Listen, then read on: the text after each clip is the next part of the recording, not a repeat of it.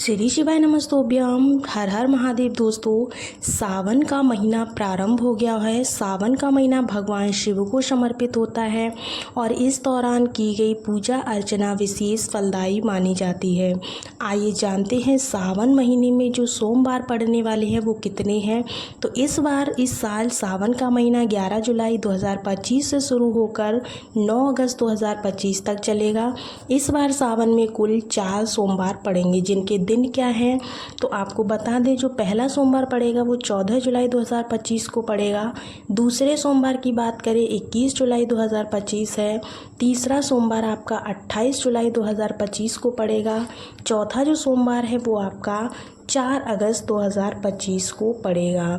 तो अगर आप भी सावन के सोमवार के व्रत कर रहे हैं या फिर सावन के सोमवार के बारे में जानना चाहते हैं तो इस वीडियो को पूरा देखिएगा, तभी आपको चीज़ें बहुत अच्छे से क्लियरली समझ में आ सकती हैं। वीडियो पर पहली बार आए हैं, चैनल को पहली बार देख रहे हैं तो लाइक ज़रूर कीजिएगा, चैनल को सब्सक्राइब कर लीजिएगा। जैसा कि दोस्तों मैंने आपको पहले ही बता दिया कि इस बार के सावन जो है 11 तारीख से शुरू हो रहे हैं। तो इस बार सावन के पहले दिन या फिर किसी भी दिन से आपको नियम ले लेना है। क्या नियम लेना है? 108 वस्तु शिवलिंग पर चढ़ानी है। 108 आप फूल चढ़ा सकते हो, 108 आप चावल चढ़ा सकते हो, 108 आप बेलपत्र चढ़ा सकते हो, 108 काला तिल चढ़ा सकते हो। इच्छा आपकी है, आप 108 कौन सी वस्तु चढ़ा रहे हो। तो आप घर के मंदिर में या महादेव के मंदिर में 108 वस्तु चढ़ाने का नियम बना लीजिए।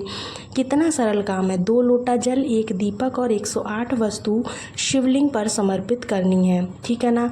ये जो नियम है आप बना लीजिए। किसी भी प्रकार के आपके रोग दोष हैं, पुत्र प्राप्ति की करनी है आपको, तो इस सावन के महीने में पहले दिन और अंतिम दिन पुत्र प्राप्ति की इच्छा करनी है आपको, संतान वंश प्राप्ति की इच्छा करनी है।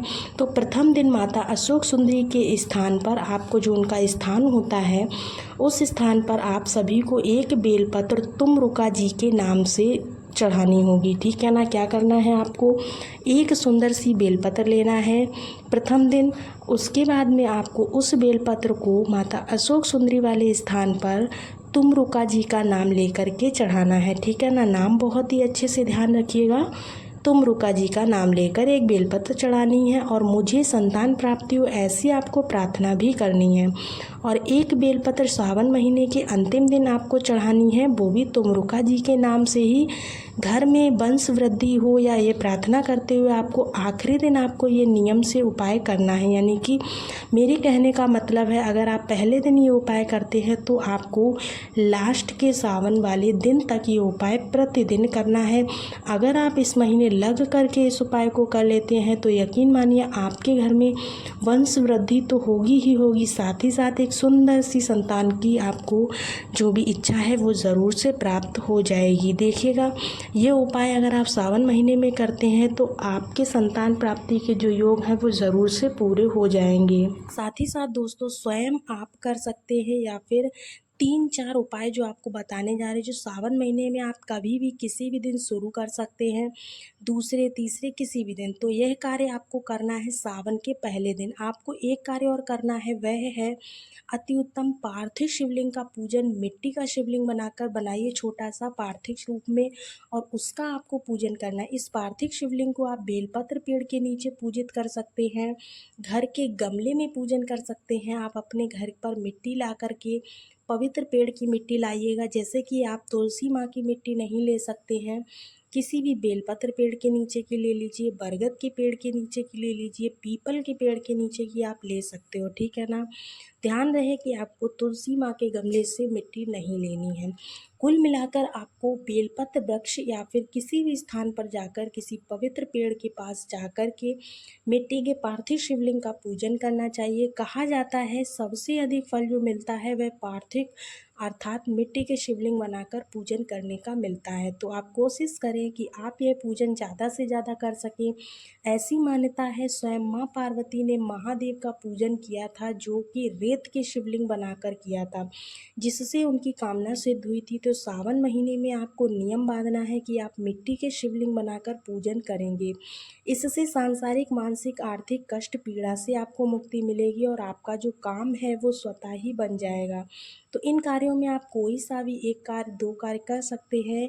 लाभ तो आपको होना ही है। साथ ही साथ आप सभी को सावन महीने में पानी खूब बरस रहा है, तो गुरु जी ने हर एक कथा में बताया है कि आपको अपने घर में वंश वृद्धि और कर्ज इत्यादि से मुक्ति के लिए, सांसारिक, मानसिक, आर्थिक बंधनों की मुक्ति के लिए सब कार्य सिद्ध हो जाए, इसके लिए बेलपत्र का पौधा ज़रूर लगाना चाहिए। बेलपत्र का पौधा अपने आप में संतान सुख देता है, विवाह की बाधा को दूर करता है, कर्ज की समस्या को दूर करता है। और जो पितृदोष लगा हुआ हो ना घर में, जैसे कि आप पता नहीं कर पा रहे हैं कि हमारे घर में कौन सा दोष लगा है, तो अगर पितृदोष लगा हुआ है तो उस पितृदोष को भी दूर करता है। सावन महीने के पहले दिन या किसी भी दिन, जो भी दिन है, किसी भी दिन आपको ला कर के अपने घर पर बेलपत्र का पौधा ज़रूर से लगाना है। किसी मंदिर प्रांगण में लगा सकते हैं, उसकी देखभाल आपको करनी है। यह नहीं है कि आपने लगाया है और बकरी खा गई, आपका काम हो गया, ऐसा नहीं है। देखिएगा, सही विधि नियम से उसकी आपको रक्षा करनी है। वह एक संतान की भांति आपके है, तो आपको उसका पालन पोषण करना है। अपने काम आपको अच्छे से करने हैं। जैसे जैसे पौधा बड़ा होता है वैसे वैसे आपके घर में वृद्धि होती है। शिवलिंग पर अन्न भक्त चढ़ाएंगे तो आपको भी इसका फल मिलेगा। अगर उसकी बेलपत्री तोड़ करके और भी भक्त अगर चढ़ाते हैं तो आपको उसका पुण्य ज़रूर से मिलेगा।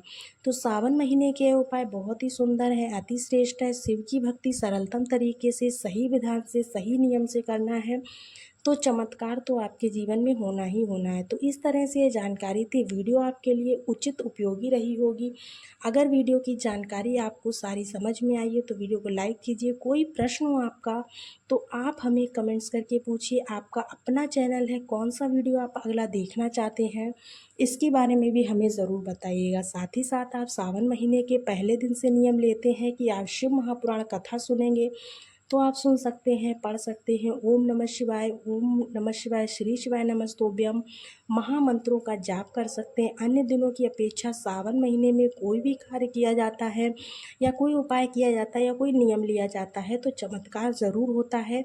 तो कोई ना कोई श्रेष्ठ कार्य करें। नियमित रूप से सावन में शिव महापुराण या अन्य कोई भी उपाय या नियम की जानकारी जो आपको हो उसका आप ज़रूर से अपने मन में धारण कीजिएगा, ठीक है ना। और कमेंट्स बॉक्स में आपको हर हर महादेव, श्री शिवाय नमस्तुभ्यम ज़रूर से लिखना है, जिससे कि आपकी जो भी मनोकामना हो वो जल्द से जल्द पूरी हो। अगर दोस्तों आपने इससे पहले की वीडियो नहीं देखी है तो उस वीडियो को ज़रूर देखिएगा, क्योंकि उसमें भी आपके लिए बहुत ही उचित जानकारी है। जिस भी व्यक्ति का काम पूरा नहीं हो रहा है उसके लिए उस वीडियो को ज़रूर देखिएगा। साथ ही साथ आपको इस महीने से जुड़े बहुत सारे वीडियोस आपको मिल जाएंगे। पर डे आपको वीडियो यहाँ पर मिलती रहेंगी, जिससे कि आप छोटे छोटे उपायों को करके अपने जीवन को सफल बना सकते हैं। ये जो उपाय है पूज्य गुरुदेव की कथा से सुनकर आपको यहाँ पर बहुत अच्छे से एक्सप्लेन करती हूँ, जिससे आपको सारी चीज़ें बहुत ही क्लियरली समझ में आ जाए। अगर किसी प्रकार का डाउट लगता है आपको तो आप हमें कमेंट्स करके पूछ सकते हैं, हम आपके कमेंट्स का रिप्लाई ज़रूर देंगे। चलिए मिलते हैं अगले नेक्स्ट वीडियो में, तब तक के लिए राधे राधे, श्री शिवाय नमस्तुभ्यम।